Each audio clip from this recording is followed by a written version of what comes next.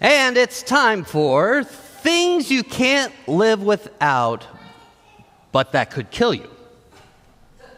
Yes, folks, that time when we talk about things that you need to stay alive, but can become too much of a good thing. First today we have iron. Now we all need oxygen to live, right? And unless we've had our head underwater for too long, we hardly think about it. But 30 seconds or so without oxygen, you could die. And what takes that O2 out of your lungs and runs it to every single cell in your body? Iron. Not enough iron, anemia shows up with pale skin and shortness of breath. But if you have too much iron, can you say hemochromatosis? Too much iron brings on dizziness, low blood pressure, affects your pulse, headache, fever, shortness of breath, fluid in the lungs, a grayish or bluish color in the skin, jaundice from liver damage, and seizures. Too much iron is too much of a good thing, though magnets will probably still ignore you. How about water? Life on land is possible because each of us carries a little bit of the sea inside. About 83% of our blood is made of water. So, to say the least, we are very dependent on good old H2O, to the point that if you're without it for, say, maybe 3 days, you can die. But what if you get too much water? What if overhydration occurs? Nausea, vomiting, bloated stomach, headache, drowsiness, muscle weakness, muscle pain. It is hard to die of overhydration. But too much water, you might wish you were dead. Next up, oxygen. All right, we've established you live maybe 3 minutes without it, but what about too much? That condition's called oxygen toxicity, and it brings chest pain, difficulty breathing, dizziness, muscle spasms, nausea, vision problems, and believe it or not, the resulting damage to the lungs, nervous systems, and cells in general can lead to death. And by the way, that silly oxygen bar at the shore is not going to do this to you. It just takes your money. So let's go in another direction. Exercise. See, I told you why I avoid it. Honestly, exercise alone, which we all do need, is not likely to kill you. But if you exercise to the point where you notice you're constantly fatigued, that your appetite has changed, that you note changes in your mood, then it's probably time for a day or two off and maybe time for a hot fudge sundae. Now, at the other end of the spectrum, you have sleep.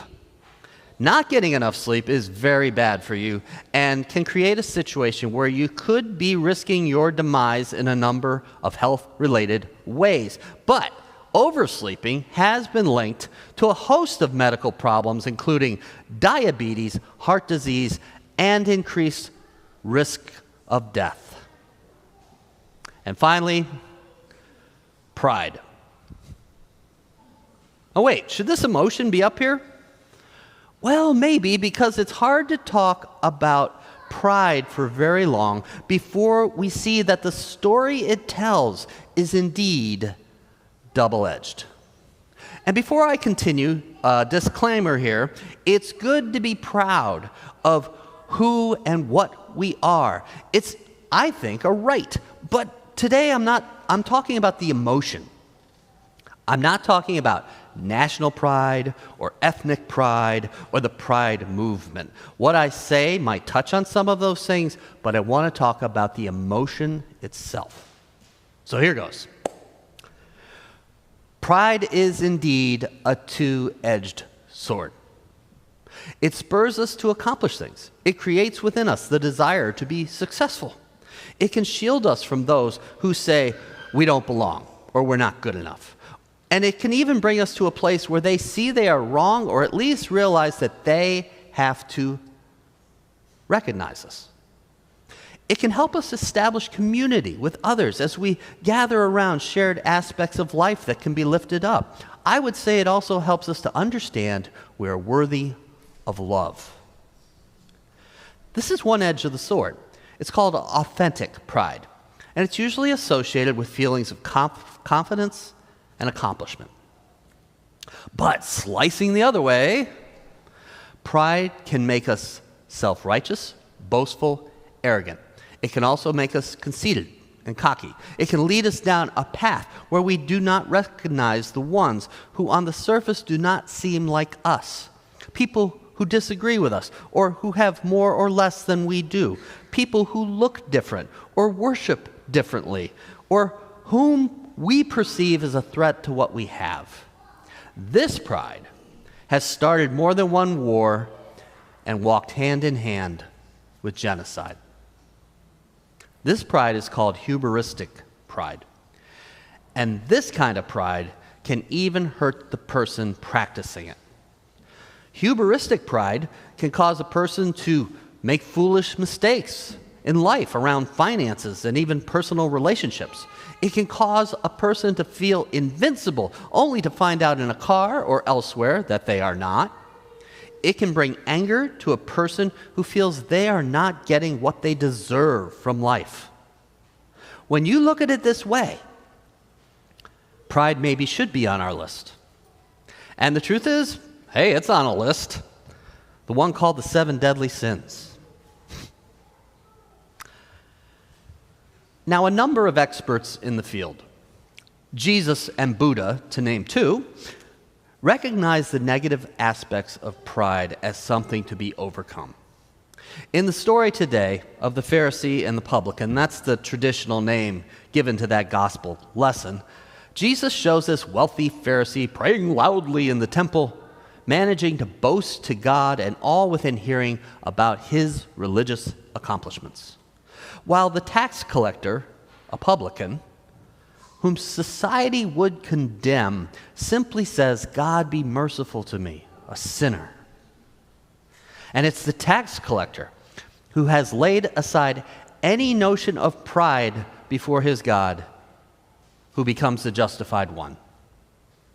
Likewise, in Matthew 6, Jesus says, "Beware of practicing your righteousness before others in order to be seen by them, for then you have no reward from your Father in heaven. So whenever you give alms, do not sound a trumpet before you, as the hypocrites do at the synagogues and in the streets, so that they may be praised by others. Truly, I tell you, they have received their reward. But when you give alms, do not let your left hand know what your right hand is doing." Buddha calls pride a poison and an illusion, the basis for disrespecting others, which creates suffering. In both these cases, confidence with oneself, that good part of pride, is not the problem. It's the deadly sin part of pride that blinds us to the fact that we are all family. All right, so what do we do about pride? How do we rise above the negative aspects? Well, the answer first is, of course, to love God, but that gets carried out in 2 ways. Actions that are very simple, but that are also something that take a lifetime to achieve. First, we recognize Christ in our neighbor. We recognize them and see that they are equal with us and with all others. That all who are human, despite awful things they might have done or might be doing, despite something in us that makes us not like them, they are Christ before us. They are of God. "Lord, when did I see you thirsty or hungry, or in prison, or put down, or oppressed, or needlessly attacked, and tried to help, and showed you love, and sacrificed for your good? When you did it for the least of these, you did it for me." And the second part is like it. Recognizing Christ in our neighbor, we become generous. We recognize the needs of others and that we don't need everything for ourselves. These are the good seeds we need to plant in the soil of our lives and cultivate. If we want to grow, if we want to become more of God's, we need to see that the negative side of pride is indeed the deadly sin it's cracked up to be. Yes, we should be happy with who we are created to be, but once we become convinced that we are better, more deserving, privileged, we cannot become more of God's. Live out equality. Hey, not a bad thing to say on the 4th of July, right? Live out equality. See Christ in your neighbor. Live a generous life. That life will become a prayer, and God will hear it.